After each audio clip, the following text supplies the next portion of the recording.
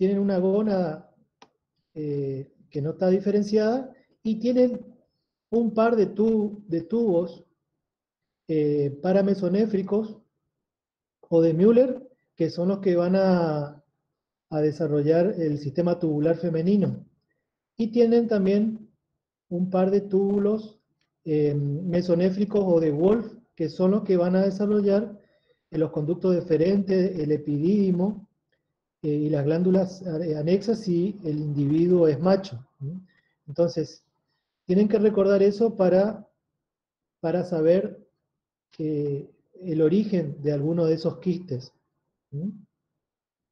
Bueno, si el individuo es XX y la gónada esa se va a diferenciar en ovario y va a quedar los remanentes tubulares mesonéfricos que luego pueden originar quistes, como por ejemplo los quistes paraováricos. Los quistes paraováricos se originan en el polo, están localizados en el polo craneal o en el polo caudal del ovario, y derivan de remanentes embrionarios de los ductos mesonéfricos. Esperen, voy a cerrar la ventana porque...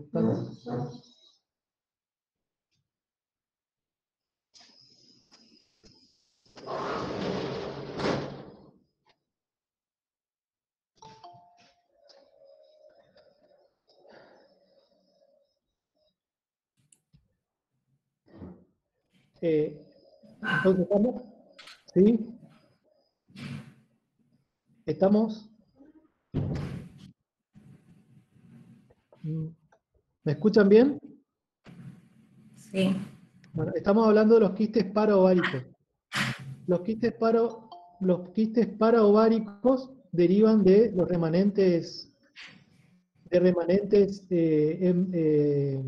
de restos embrionarios que quedan de los ductos mesonéfricos que involucionan, ¿no es cierto? Y es importante la localización para poder reconocerlos. Están localizados, los paraováricos, pueden estar localizados en el polo craneal del ovario o en el polo caudal.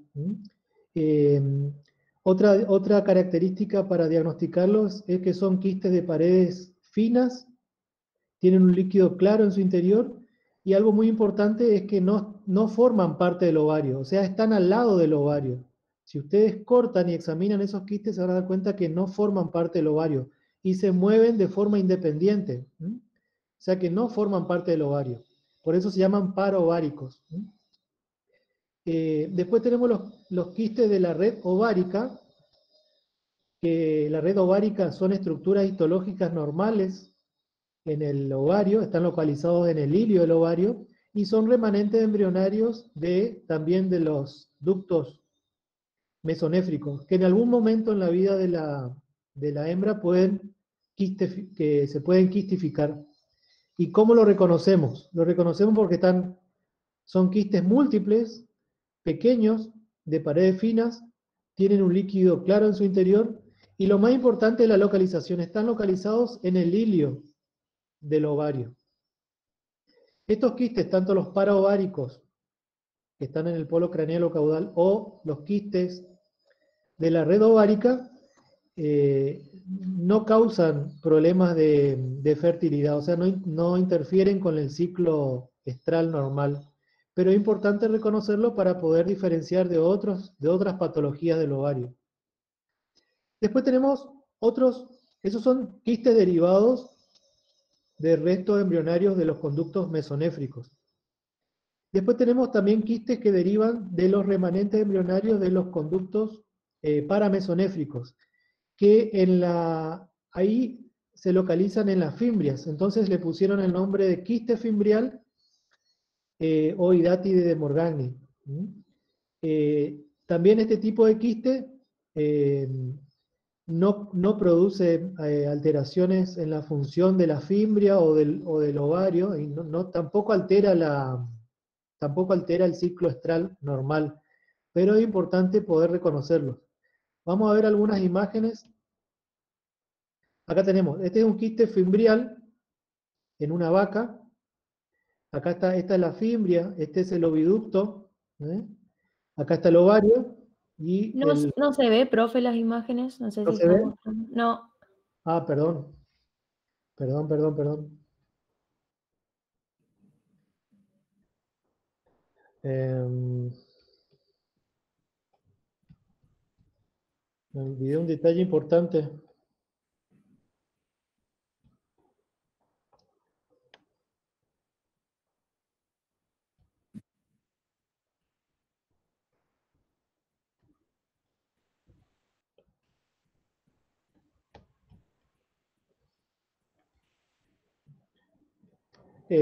Voy a tener que colgar y volver a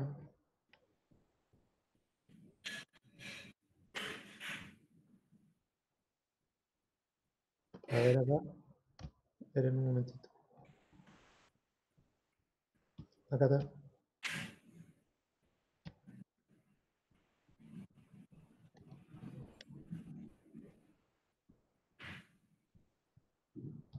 ¿Ahí lo ven? Ahí sí. Bueno, Sí.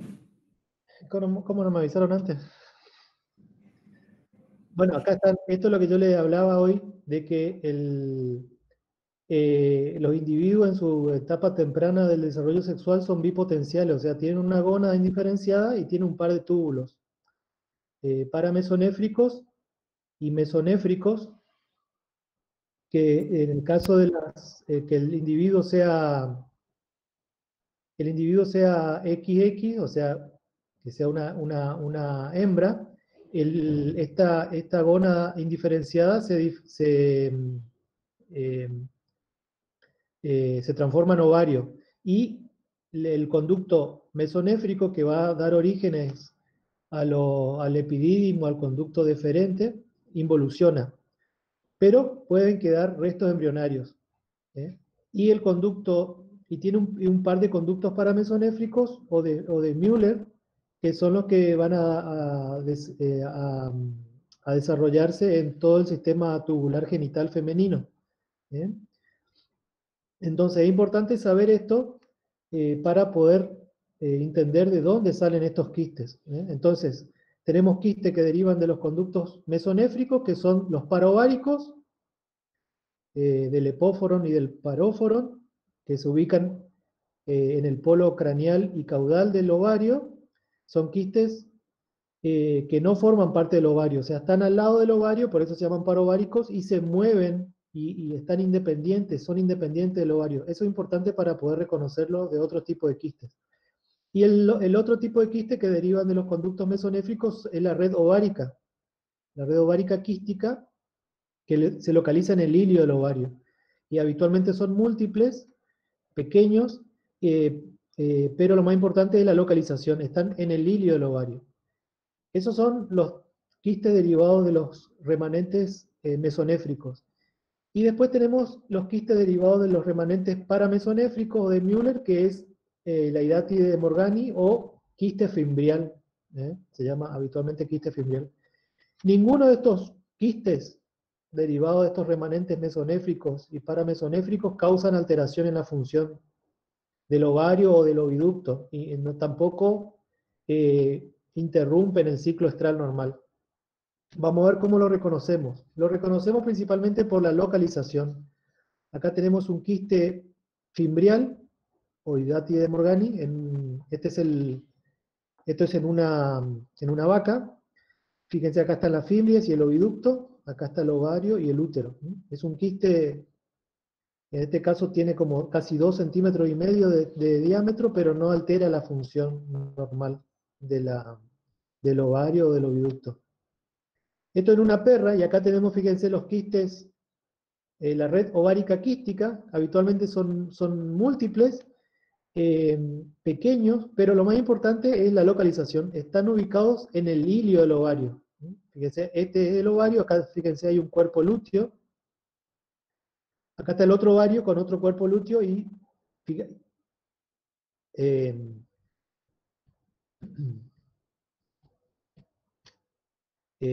y se localizan en el hilio del ovario. Es importante la localización para identificarlo.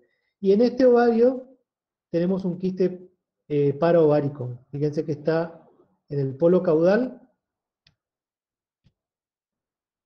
del ovario y no forma parte del ovario, sino que está al lado del ovario.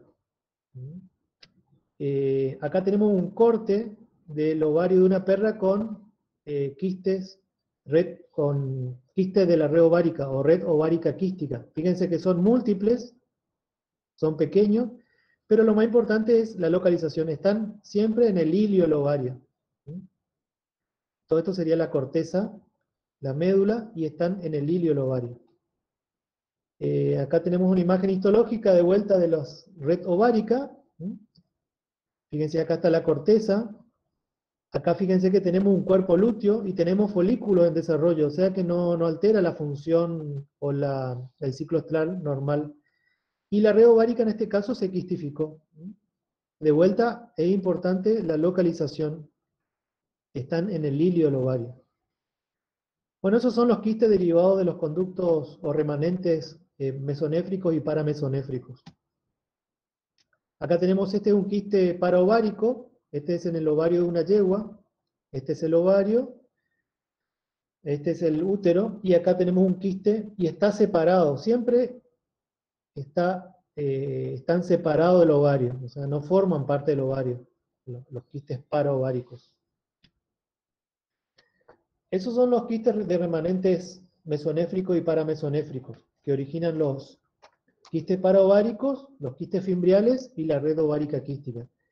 Después en la perra, ustedes pueden encontrar histológicamente la perra tiene unas estructuras debajo de la serosa que se llaman estructuras epiteliales subsuperficiales, que son células mesoteliales normales que forman debajo de la serosa pequeñas cavidades o pequeñas estructuras epiteliales, que en algún momento son importantes porque esas estructuras epiteliales en algún momento pueden quistificarse, o sea, se pueden transformar en quistes, o peor aún, pueden originar carcinomas o adenomas de la superficie del ovario, como lo vamos a ver más adelante. Pero en este caso, esas estructuras epiteliales, que son células mesoteliales debajo que están normalmente debajo de la serosa del ovario, se quistificaron, y lo reconocemos porque prácticamente todo el ovario se cubre de quistes muy pequeños, de paredes transparentes y con un contenido líquido en su interior. Y fíjense que tampoco acá está alterada la función ovárica, fíjense que acá vemos varios cuerpos lúteos, o sea que no hay alteración de la función ovárica. Pero es importante saber que existen estos tipos de estructuras epiteliales subsuperficiales en la perra que pueden también quistificarse. Y en este caso lo reconocemos porque prácticamente toda la superficie del ovario de la perra está con múltiples quistes muy pequeños. Y son muy pequeños y transparentes prácticamente la pared. Otros tipos de quistes son los quistes de inclusión germinal, más llamado de inclusión germinal porque, no sé si se acuerdan, no sé, en histología ahora cómo lo denominan a la capa serosa del ovario. Antes se le llamaba capa germinal, que en realidad son células mesoteliales, o sea, es la serosa del ovario. Pero ya quedó con ese nombre y se llaman quistes de inclusión germinal. ¿Qué es lo que sucede? Cuando se produce la ovulación,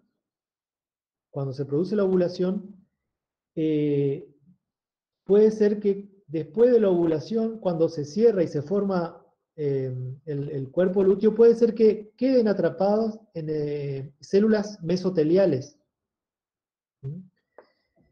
Quedan atrapados en células mesoteliales que con el tiempo pueden transformarse en quistes. Esos son los quistes de inclusión germinal. O sea, no es nada más que células mesoteliales o serosa del ovario, células de la serosa del ovario que quedan atrapadas luego de que se produce la ovulación, quedan atrapadas y pueden transformarse en quistes. Estos quistes de inclusión habitualmente no causan problema, excepto en la yegua. En la yegua, este es el ovario de una yegua. En la yegua, como se produce la ovulación en la fosa de ovulación, puede ser que en el transcurso de la vida del animal, la cantidad de quistes de inclusión que se forman en la fosa de ovulación o el tamaño que alcanzan puede sí dificultar la ovulación, o pueden incluso, si crecen demasiado, pueden causar atrofia por compresión de la corteza del ovario. Entonces, lo que estamos viendo acá son quistes de inclusión germinal, que pueden suceder porque quedan atrapadas células mesoteliales después de la ovulación. Pero tienen que crecer demasiado, en el caso de la yegua, o ser muy numerosos para alterar o dificultar la ovulación. Si no, no causan problemas. Bueno, y ahora sí pasamos a los quistes foliculares.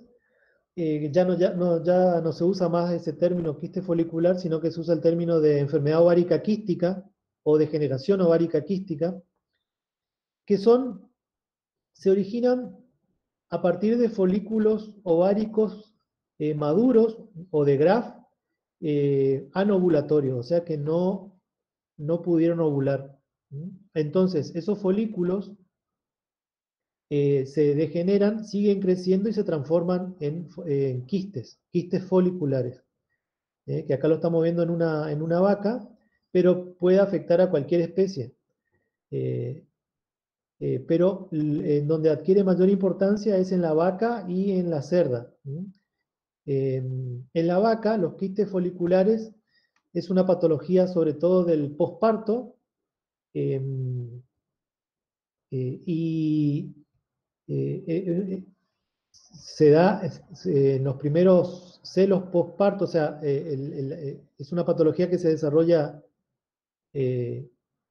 luego del parto y está asociada a endometritis, endometritis que suceden después del parto.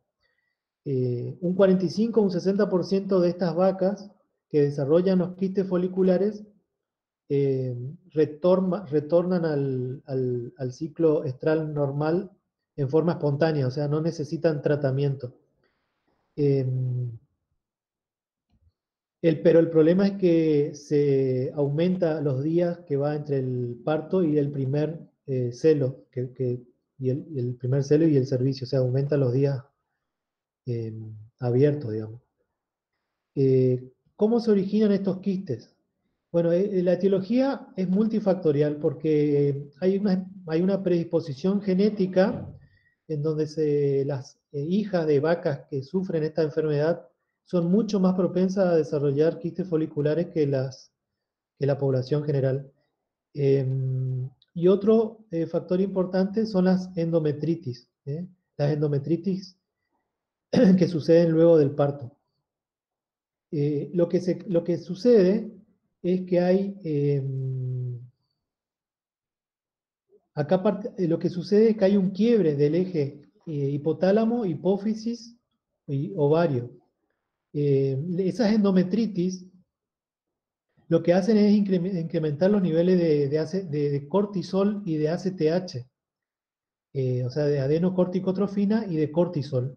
Estas hormonas del estrés lo que hacen es, por un lado, inhiben la expresión de receptores de la hormona luteinizante, y por otro lado, actúan a nivel del hipotálamo, evitando la liberación de factor liberador de gonadotrofina.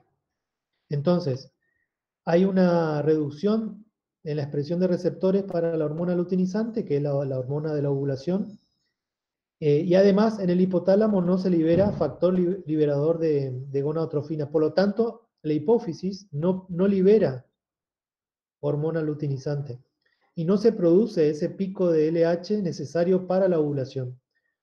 Entonces, la etiopatogenia de estos quistes foliculares se basa en ese quiebre del eje hipotálamo, hipófisis, ovario, con una falta de pico de LH o un pico de LH en destiempo, entonces no se produce la ovulación. Y esos quistes maduros o de Graf no ovulan y se transforman, esos folículos se transforman en quistes, que en el caso de la vaca, para diagnosticar esta enfermedad, es importante saber el tamaño que tienen los folículos. Para diagnosticar un quiste folicular, los folículos tienen que medir más de 2,5 centímetros, o tienen que ser de 2,5 centímetros o más de diámetro, y tienen que persistir en el tiempo, al menos durante 10 días. Entonces ustedes, para diagnosticar quistes foliculares, tienen que recordar cuál es el tamaño del folículo maduro normal en las distintas especies. En el caso de la vaca, es de 2 centímetros el quiste, perdón, el folículo maduro. Cuando el folículo alcanza un tamaño de 2,5, y si ustedes ven que persiste 10 días o más, esa estructura, ese folículo, entonces el tamaño y el tiempo le está dando el diagnóstico de quiste folicular. ¿Cuál es el problema con los quistes foliculares? El problema es que se pierde la ciclicidad normal, ese folículo quístico continúa produciendo estrógeno, y las consecuencias son de esa actividad estrogénica continua. No es que hay un aumento en los niveles de estrógeno, sino que es una actividad estrogénica que dura más días de lo normal. ¿Y qué es lo que van a ver ustedes? Van a ver un útero que está edematoso y agrandado. El endometrio va a tener hiperplasia endometrial. El cuello del útero va a estar agrandado, edematoso, y también pueden tener, si examinan la vulva y la vagina, las paredes están edematosas y pueden encontrarse con quistes de las glándulas de Bartholin o de los conductos de Gardner, que son estructuras normales en la pared de la vagina y de la vulva que se pueden quistificar por efecto del estrógeno.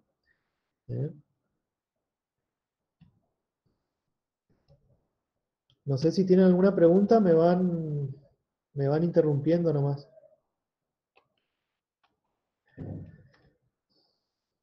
Bueno, esos quistes foliculares, la pared del quiste folicular, puede luteinizarse en forma parcial o completa, como estamos viendo acá. Y ahí tenemos los quistes luteínicos. O sea que el quiste luteínico no es nada más que un quiste folicular con una pared parcial o totalmente luteinizada. Entonces acá estamos viendo de vuelta un quiste folicular en donde se luteinizó.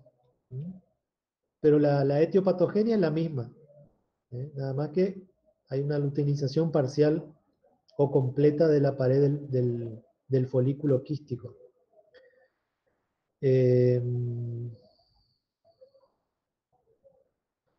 Bueno, hay que tener cuidado porque los cuerpos lúteos en la vaca, en el ovario de la vaca, muchas veces tienen una cavidad en su interior. Fíjense acá, este es el ovario de una vaca, y acá estamos viendo un cuerpo lúteo. Un cuerpo lúteo con una cavidad en su interior. Eso se llama cuerpo lúteo quístico. Y es una estructura normal, o sea, es una variedad, es una estructura, o sea, es un cuerpo lúteo normal, nada más que tiene una cavidad en su interior. Y no causa ningún trastorno en el ciclo estral.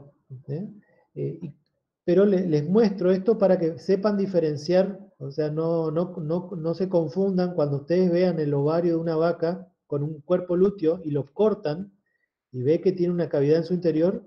No se confundan con una enfermedad folicular quística o un quiste folicular luteinizado, ¿sí?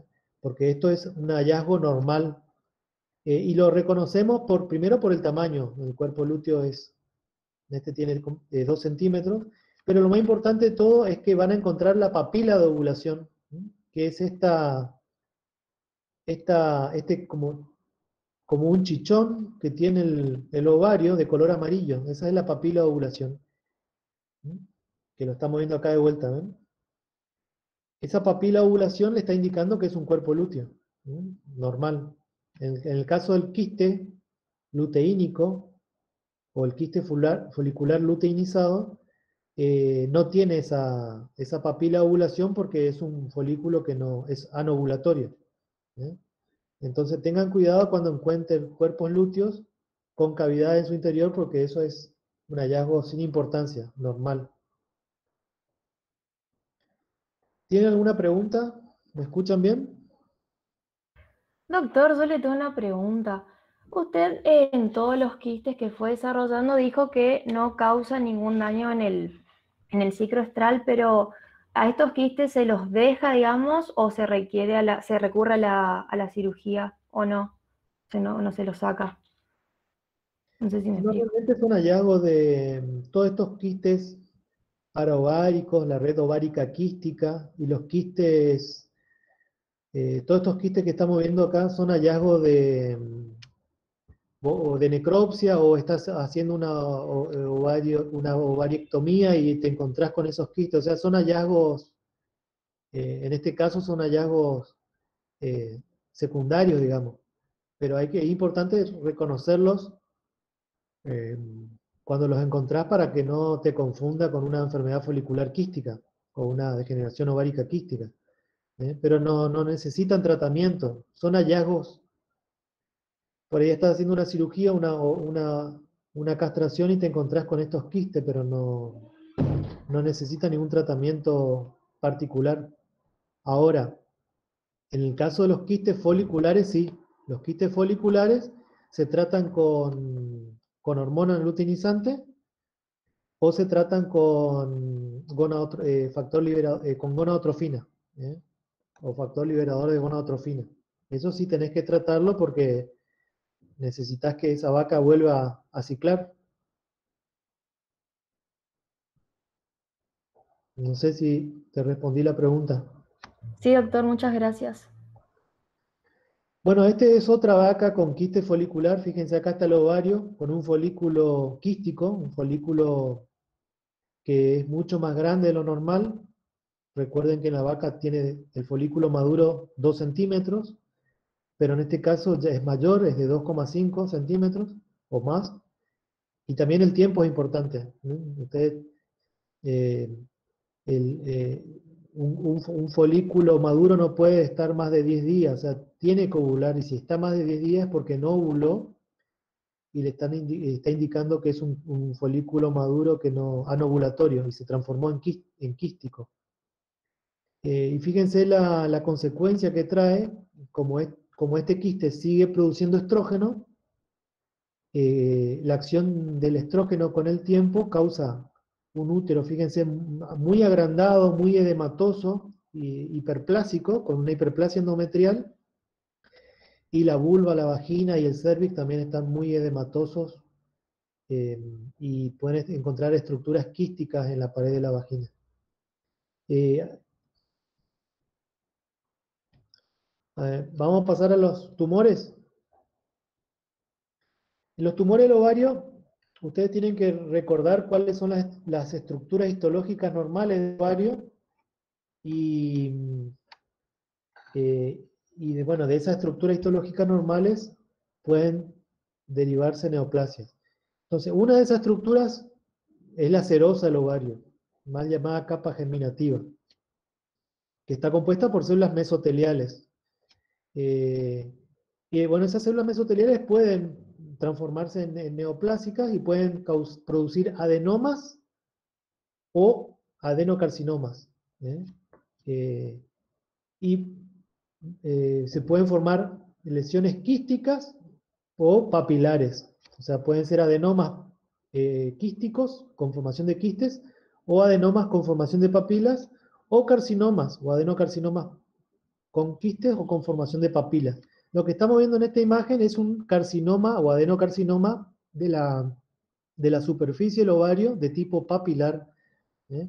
O sea que las células tumorales proliferan formando esas papilas que como el ovario este es un ovario de perra, como el ovario está envuelto en la bolsa ovárica, esas papilas están comprimidas por la bolsa ovárica, entonces la superficie del ovario toma esa forma, o el tumor toma esa forma de coliflor, tiene una forma de coliflor. Estos tumores son bilaterales, o sea, afectan a ambos ovarios y son dependientes de hormona, de estrógeno. O sea que hay que tener cuidado y cuando ustedes hacen la cirugía de estos tumores, tienen que mandar toda la pieza quirúrgica. Esta es una pieza quirúrgica de ovario histerectomía, o sea, se sacó el útero con los ovarios. Deben mandar todo porque puede ser que en el interior de estos ovarios tumorales pueden ser que haya otro tipo de tumor, como por ejemplo un tumor de células de la granulosa que esté produciendo estrógeno y que esté induciendo este carcinoma papilar. Los síntomas que tienen estas perras son ascitis, o sea, entonces las, las ascitis en las perras enteras eh, tengan presente que puede tratarse de un carcinoma de ovario con metástasis, hacen ascitis porque hay metástasis a la cavidad peritoneal.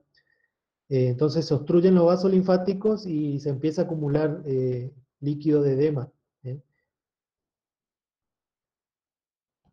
Entonces la particularidad de estos tumores es que son dependientes de estrógenos, son bilaterales, eh, eh, y hacen metástasis a cavidad abdominal, una vez que salen de la bolsa ovárica. Acá tenemos, este es otro caso, fíjense, es de vuelta, este es en una perra, un carcinoma de la superficie, un carcinoma papilar de la superficie del ovario en una perra, fíjense que son tumores bilaterales. Cuando se lo diagnostica ya alcanzan un tamaño bastante grande y ya se lo diagnostica porque ya hacen metástasis a cavidad abdominal y hacen ascitis. Entonces ese es el motivo de la consulta. Y esto es en una gallina. Las gallinas también tienen carcinomas del tracto reproductor. Eh, es una lesión que es habitual en las gallinas ponedoras. Y fíjense acá, acá lo que sucede es que no es que tiene ascitis, sino que lo que sucede es que esa gallina empieza a ovular fuera de o sea, empieza la ovulación sucede en la cavidad abdominal porque hay adherencias y hay obstrucciones del oviducto, entonces la ovulación sucede en la cavidad abdominal y fíjense cómo ya esta gallina tiene metástasis por este es el oviducto, está engrosado por el tumor y fíjense cómo los intestinos, la serosa del intestino está con metástasis de ese carcinoma que puede derivar del oviducto o puede derivar del ovario, ¿sí? En el caso de las gallinas. Bueno, esos son los tumores, los carcinomas y los adenomas de la superficie del ovario. Ahora pasamos a los tumores del estroma gonadal. ¿Y qué es el estroma gonadal? El estroma gonadal son las células de la granulosa, las células de la teca y las células luteínicas. Entonces, cualquiera de esas tres células pueden transformarse en neoplásicas. Entonces tenemos tumor de células de la granulosa, tumor de células de la teca o tecomas y tumor de células de luteínicas o luteomas. Lo más común es que haya una mezcla de esos tres tipos celulares en los tumores. Habitualmente, o lo más común, es que haya una mezcla de tumor de células de la granulosa mezclado con células de la teca. Entonces se lo llama tumor de células de la granulosa teca. Eso es lo más común. O sea que hay una mezcla de fenotipos de esas células.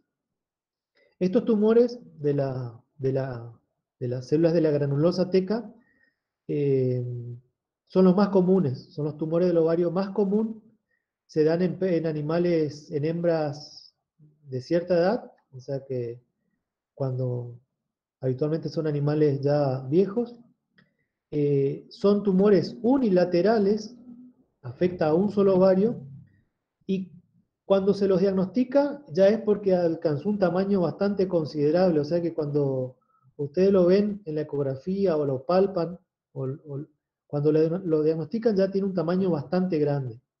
Y tiene una superficie lisa, son de forma redondeada, eh,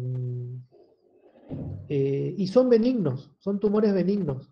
El problema con estos tumores es que producen hormonas, ¿no? Son hormonalmente activos, pueden producir estrógeno y pueden causar un estado de hiperestrogenismo con hiperplasia endometrial quística, como estamos viendo acá, y una mucómetra, o pueden producir progesterona y causar piómetras, o un anestro prolongado, o pueden producir testosterona, sobre todo en las yeguas que tienen este tipo de tumor y tienen altos niveles de testosteronas, tienen un comportamiento masculino, y pueden producir también inhibina, que es una hormona que causa, se llama inhibina porque inhibe la liberación de la hormona folículo estimulante por parte de la hipófisis. Entonces hay atrofia del ovario contralateral. En las vacas, este tumor de células de la granulosa teca, hay que tener cuidado porque si ustedes estirpan, puede ser que en los próximos meses el ovario contralateral puede ser que desarrolle también este tipo de neoplasias. El aspecto macroscópico, fíjense, son tumores bastante grandes, ¿sí?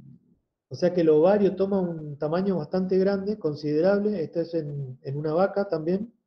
Son lisos, son redondeados, y al cortar, una característica macroscópica particular de estos tumores es que forman quistes. Lo que pasa es que estos tumores, o sea, van a haber áreas sólidas y áreas quísticas.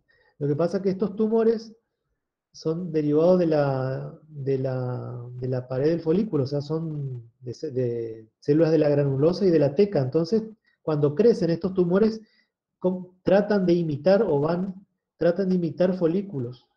Por eso se ven múltiples quistes, ¿no? Es como al crecer, como que tratan de imitar esas estructuras foliculares. Por eso se ven múltiples quistes. Y esto es en una perra, un tumor de células de la granulosa teca en una perra. Fíjense, el tamaño que tiene es bastante grande, tiene como 20 centímetros de diámetro. Acá está cortado y de vuelta no se ve mucho, pero tiene áreas sólidas y áreas quísticas. Y fíjense que acá esta perra tenía una hiperplasia endometrial. Fíjense el tamaño del útero. Una hiperplasia endometrial, eh, porque este tumor estaba produciendo estrógeno, lo que le está causando esta hiperplasia endometrial. Acá está, este es el mismo caso, pero otra foto. Este es el tumor, fíjense que es un tumor redondeado, esférico, de superficie lisa, y al cortar ustedes ven que tiene múltiples quistes y áreas sólidas.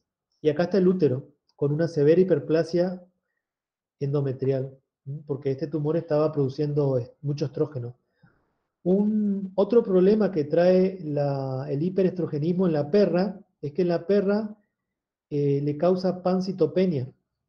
O sea que son animales que van a estar anémicos, van a estar con neutropenia, y van a ser propensos a las infecciones, y también causa trombocitopenia, o sea que van a ser perras que son propensas a la hemorragia. Y todo eso es por el efecto del estrógeno que tiene sobre la médula ósea. Aparentemente no se sabe muy bien, pero aparentemente el estrógeno inhibe la diferenciación de las células hematopoyéticas, ¿eh? Por eso hay pancitopenia. Ese es un efecto que se ve solamente en la perra, un efecto que tiene el estrógeno sobre la médula ósea en las perras. No sucede lo mismo en las otras especies. Bueno, esos son tumores del estroma gonadal, que el más común es el tumor de las células de la granulosa teca. Y después tenemos tumores derivados de las células germinales, y ahí tenemos dos tipos de tumores. Tenemos el digerminoma, que la contraparte masculina es el seminoma. Estos son tumores malignos. Fíjense que infiltra todo el ovario, pero en un bajo porcentaje dan metástasis. O sea, si bien son malignos y son infiltrativos y destruyen todo el ovario, rara vez dan metástasis. No fue el caso de este animal, que esta es una potranca con un tumor de células con un digerminoma, un tumor de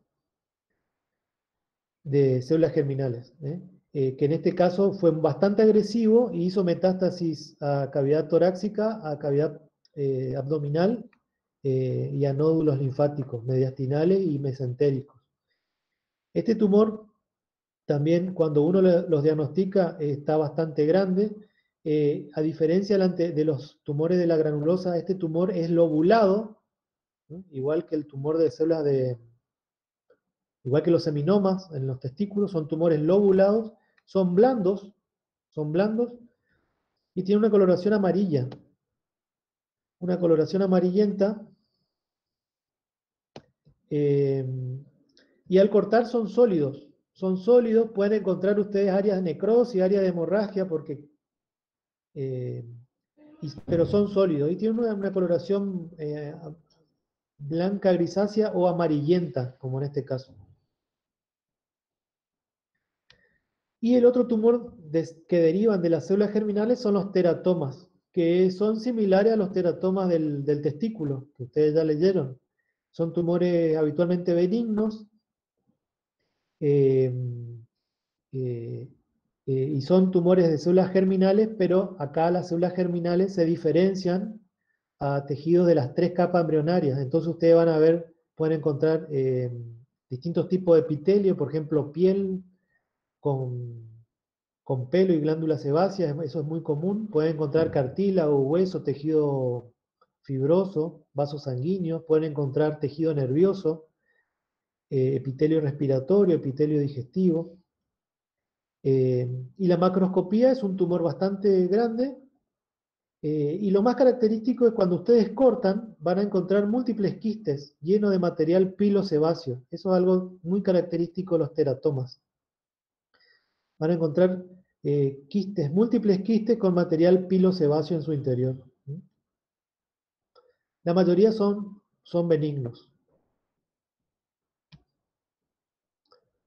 Terminamos con los tumores. No sé si tienen alguna pregunta con tumores del ovario.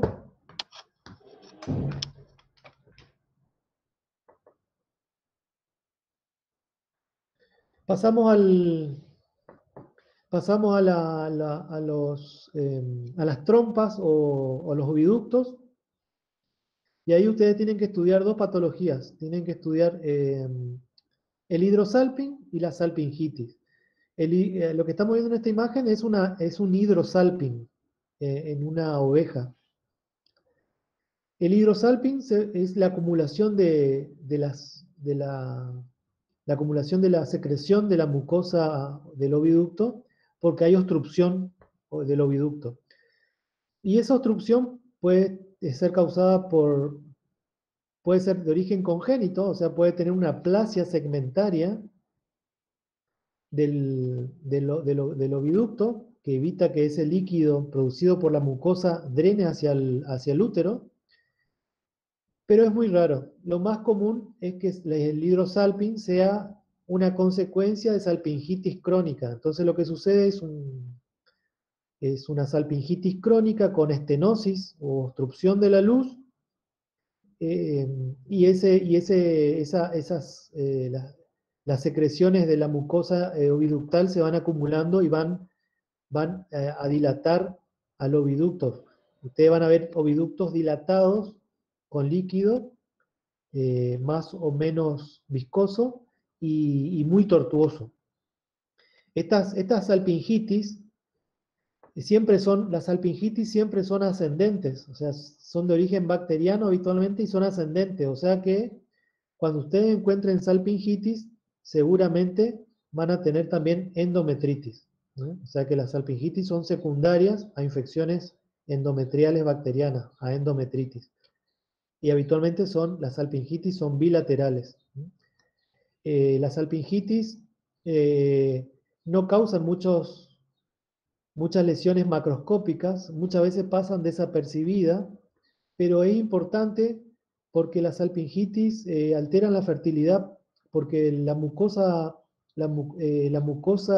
del oviducto es muy sensible a la agresión y rápidamente las células epiteliales pierden los cilios o se descaman y no tienen la mucosa del oviducto no tiene una buena capacidad de regenerarse. Entonces, si bien no son lesiones, las salpingitis no son lesiones espectaculares y muchas veces pasan desapercibidas, sí son importantes y alteran la fertilidad.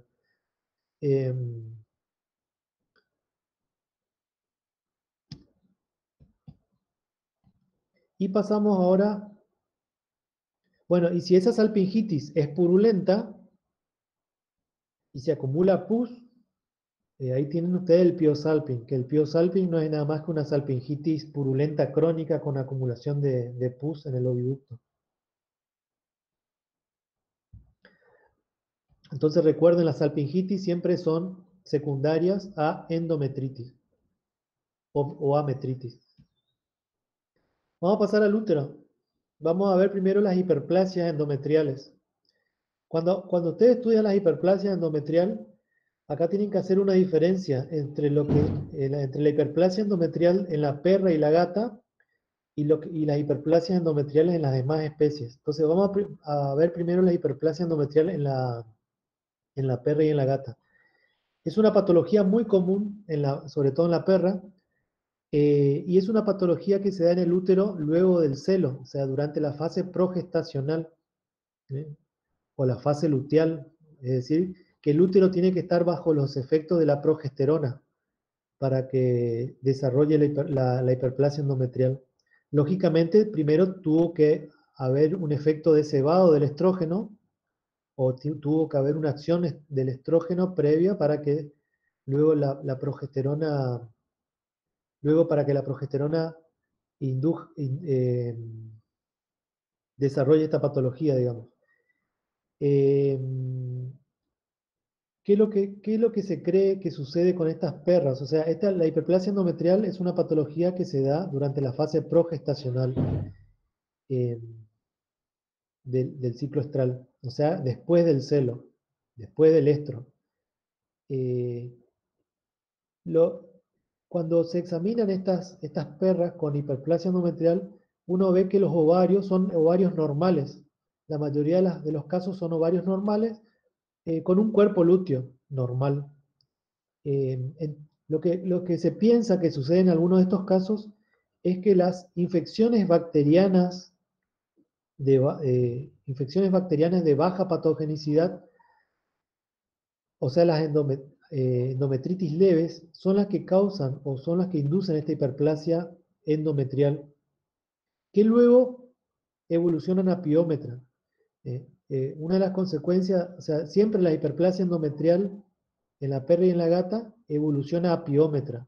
Eso es una consecuencia habitual. Entonces, hoy en día ya se llama síndrome de hiperplasia endometrial piómetra, porque es la consecuencia normal o es la evolución normal de esta patología. Entonces, ¿qué es lo que sucede? ¿Qué es lo que se cree en la etiopatogenia? Es que durante la fase progestacional, después del celo, se creen que infecciones bacterianas de baja patogenicidad eh, que ingresan al útero por la vagina inducirían una hiperplasia del endometrio y luego una piómetra. Fíjense acá lo que estamos viendo es una hiperplasia endometrial sin piómetra todavía, una hiperplasia endometrial donde el útero está muy agrandado, aumentado de diámetro, de paredes gruesas, pero lo más característico es el endometrio. El endometrio se llena de glándulas quísticas. Ustedes van a ver pequeños quistes de distintos tamaños por todo el endometrio. O sea que las glándulas hiperplásicas se quistifican. Acá tenemos otra imagen de una hiperplasia endometrial quística en una perra. Las glándulas endometriales hiperplásicas se quistifican y esta es la imagen macroscópica. Luego, sobre esta patología, sobre este útero hiperplásico, sobreviene una piómetra. Otras causas de hiperplasia endometrial en la perra pueden ser quistes foliculares o pueden ser tumores, como vimos anteriormente, tumores de células de la granulosa, pero no es lo común, no es lo habitual. Cuando uno examina estos pacientes con hiperplasia, habitualmente los ovarios están normales, no tienen ninguna patología. Y se cree que son asociados a infecciones bacterianas de baja patogenicidad. Y la evolución es hacia la piómetra. La piómetra es una metritis purulenta, aguda o crónica, que se da durante la fase progestacional del ciclo estral. Entonces es una metritis purulenta, aguda o crónica que se da durante la fase progestacional del ciclo estral. O sea que la progesterona es fundamental en la patogenia de las piómetras. En el caso de la perra y la gata, primero desarrollan una hiperplasia endometrial quística y luego evoluciona a piómetra. Es una patología bastante grave, se da una o dos semanas después del celo, la perra. Son animales que están deprimidos, con anorexia, tienen poliuria, polidipsia, y ustedes si hacen el examen ecográfico van a encontrar que el útero está distendido, puede estar distendido como estamos viendo acá por segmentos, o sea, pueden ver segmentos de útero distendido con material purulento, o puede ser una distensión más uniforme, como en este caso, ¿ven? Estas son piezas quirúrgicas de ovario histerectomía. Es un útero con piómetra de una ovario histerectomía. Entonces, ¿qué es lo que sucede acá de nuevo? Se cree que bacterias es una patología que se da durante la fase progestacional. Lo que se cree que es bacterias que vienen de la eh, pueden venir de las infecciones urinarias, o pueden ser bacterias que vienen del sistema digestivo, ascienden por la vulva, por la vagina, y causan primero una hiperplasia endometrial que luego desencadena una piómetra. Las consecuencias de las piómetras en las perras, estos animales, si no se los trata a tiempo, desarrollan sepsis y pueden tener un colapso o un shock séptico.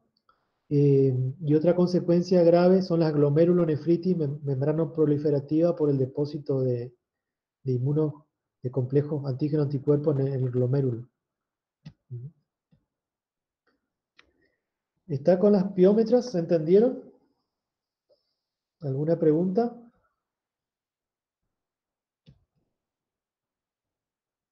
En el caso de la gata, las piómetras se dan, ustedes saben que la gata tiene una ovulación inducida por el coito. Las piómetras en la gata se da cuando se produce una ovulación espontánea. Ahí ustedes pueden tener gatas con piómetras. Y en el caso de la vaca, de los animales de granja, las piómetras suceden por persistencia del cuerpo lúteo. O sea que hay una patología endometrial, por ejemplo, una endometritis, que puede ser una endometritis posparto o posaborto. Entonces, cuando hay una lesión endometrial o una endometritis, ese endometrio no produce de la prostaglandina F2 alfa, que es la encargada de producir la luteólisis. Ese cuerpo lúteo persiste, y esa persistencia del cuerpo lúteo que hace que ese útero esté bajo el efecto de la progesterona evita que se pueda eliminar la infección, y la infección uterina continúa con una piómetra. No sé si se entendió. tienen que tener en claro que las piómetras siempre se producen bajo los efectos de la progesterona, porque la progesterona hace muy susceptible al útero a las infecciones, porque la progesterona produce un efecto inmunodepresor a nivel del útero. Además, evita la contracción uterina, o sea, el útero no se contrae, por lo tanto no puede eliminar los exudados. Además, mantiene el cérvix cerrado, o sea que tampoco puede, se puede eliminar el exudado. Y también produce la progesterona un aumento en la secreción y un aumento en la actividad de las glándulas endometriales. Entonces todo eso hace al útero muy sensible a las infecciones, que si se ingresa una bacteria, es muy probable que no lo pueda eliminar y desarrolle una metritis purulenta. Entonces, en los animales de granja, las piómetras están asociadas a cuerpos lúteos persistentes, o sea, ovarios que no pueden eliminar su cuerpo lúteo. El cuerpo lúteo persiste produciendo progesterona y esa endometritis evoluciona a una piómetra o una metritis purulenta. Y de la vulva y la vagina, lo que tenemos que estudiar son algunos ejemplos de vulvovaginitis, que son las inflamaciones de la mucosa de vulva y vagina. Lo que estamos viendo en la imagen es una vulvitis granular, o vulvovaginitis granular. En realidad, lo que estamos viendo ahí es una vulvitis, o sea, una inflamación de la vulva, de tipo granular. Se llama granular porque todas estas lesiones sobrelevadas, sólidas, o estos gránulos, en realidad se tratan de folículos linfoides, o sea, es una inflamación de la mucosa con infiltración de linfocitos, y luego esos linfocitos proliferan y forman estructuras foliculares en la submucosa, y le da ese aspecto granular a la mucosa de la vulva y la vagina. Por eso se llama vulvitis granular. O sea que, perdón, esos gránulos que estamos viendo macroscópicamente no es nada más que el infiltrado inflamatorio linfocitario que se organiza en pequeños folículos linfoides. Eso es lo que estamos viendo. Esta es la imagen histológica de los gránulos. O sea, de un infiltrado inflamatorio linfocitario, primero difuso, pero luego se organiza en folículos linfoides. No es una lesión específica de ninguna enfermedad, sino que ustedes lo van a ver a este tipo de vulvitis o vaginitis granular en cualquier inflamación crónica de cualquier causa bacteriana, o una inflamación o una irritación recurrente de la mucosa de la vulva y la vagina. En el caso de las vacas, muchas veces se aísla Ureoplasma diversum, que es un microorganismo que induce muchas veces este tipo de vaginitis o de vulvitis en la vaca, pero puede ser causado por otros agentes microbianos, o sea, no es una lesión específica del ureaplasma. Después tenemos otro ejemplo que pueden estudiar, es la vulvovaginitis pustular infecciosa bovina, que es causada por el herpes virus bovino tipo 1. Es una enfermedad que es de transmisión sexual, y es el mismo virus, o al menos serológicamente, el mismo virus que el que produce la rinotraqueitis infecciosa bovina, pero en este caso puede causar vulvovaginitis en las hembras o balanopostitis en los machos. Y las lesiones que producen son formación de pápulas, O sea, este herpes virus es epiteliotrópico. Se replica en el epitelio de la vulva y la vagina. Y lo que van a ver en un primer momento son sobrelevaciones pequeñas de pocos milímetros en la mucosa de la vulva y la vagina, de color gris blanquecino.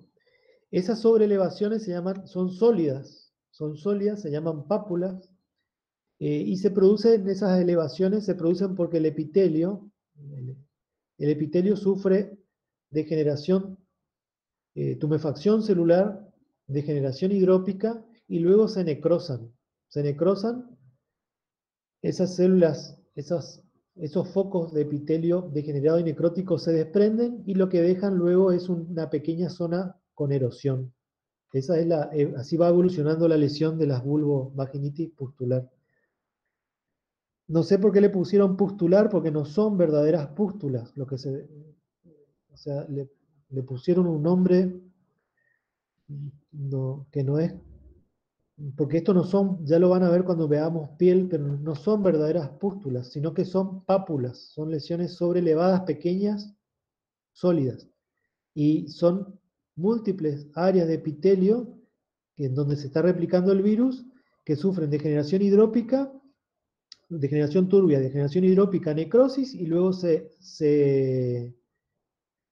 erosionan o se pierden esas células necróticas y quedan áreas erosionadas. En el macho sucede lo mismo. Y esto es en la vaca, pero en las cabras y en las yeguas también ustedes tienen herpes virus específico de la yegua y específico de las cabras, que también causan una lesión muy similar a estas vulvovaginitis con formación de pápulas y erosiones. Y después tenemos las vulvovaginitis de origen traumático, que se dan luego del parto, o sea, son lesiones traumáticas luego del parto o de alguna maniobra obstétrica, y esas lesiones traumáticas pueden contaminarse con bacterias. Fíjense, acá se contaminó, este es el corte, lo que estamos viendo acá es la mucosa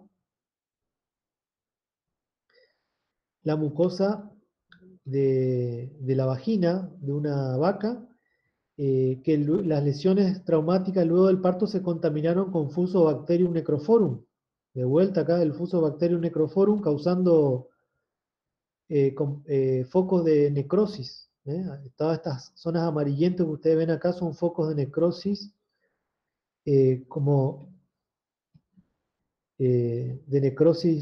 causado por el Fusobacterium necrophorum. Y otra bacteria que puede contaminar las heridas en la vulva y la vagina es el Clostridium septicum, que esta es una lesión mucho más grave y causa una vulvovaginitis con mucha hemorragia, mucho edema. La zona está caliente, edematosa, y estos animales no mueren por la lesión, sino que no mueren por la vulvovaginitis, sino que mueren porque estos Clostridium septicum producen exotoxinas y el animal muere de una endotoxemia, de un shock endotóxico. Pero los Clostridium septicum son otro problema, son otras bacterias oportunistas que pueden contaminar los traumatismos en la vulva y la vagina.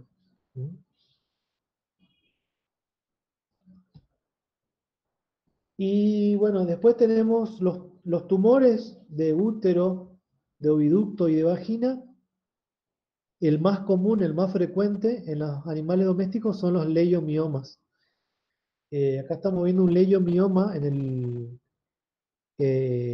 el cervi de una perra, y además leiomiomas múltiples en la vagina.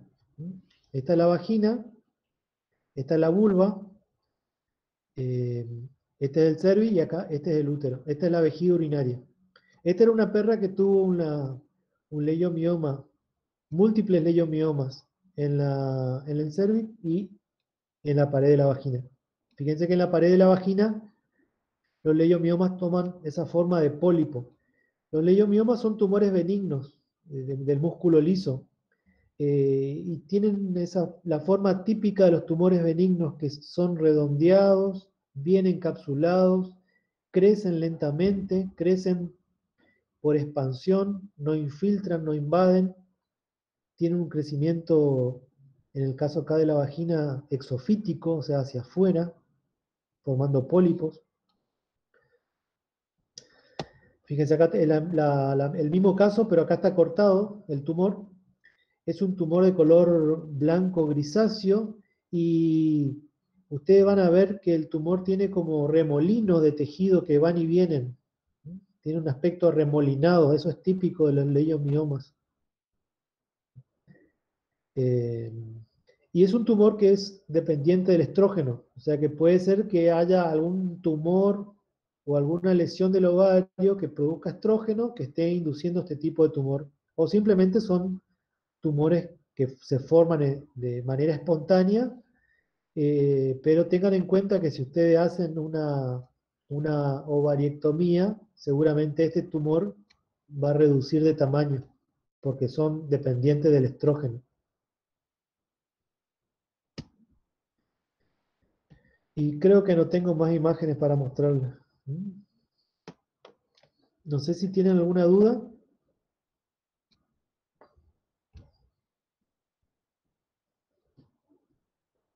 ¿Tienen alguna consulta?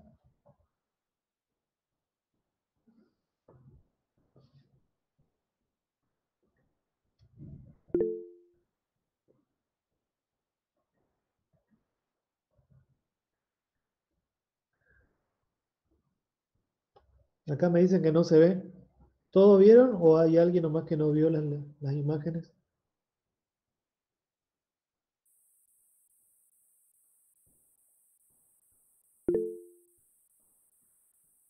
Bueno, bueno. Bueno, no sé si tienen alguna pregunta. Si no tienen algo que no entendieron.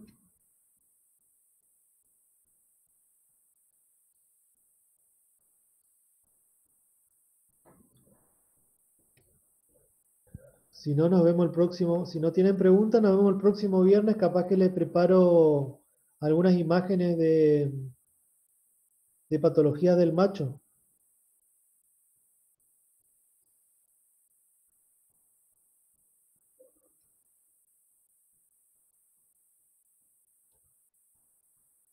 Bueno, nos vemos entonces el próximo viernes y le muestro imágenes de patología de los machos. ¿Eh?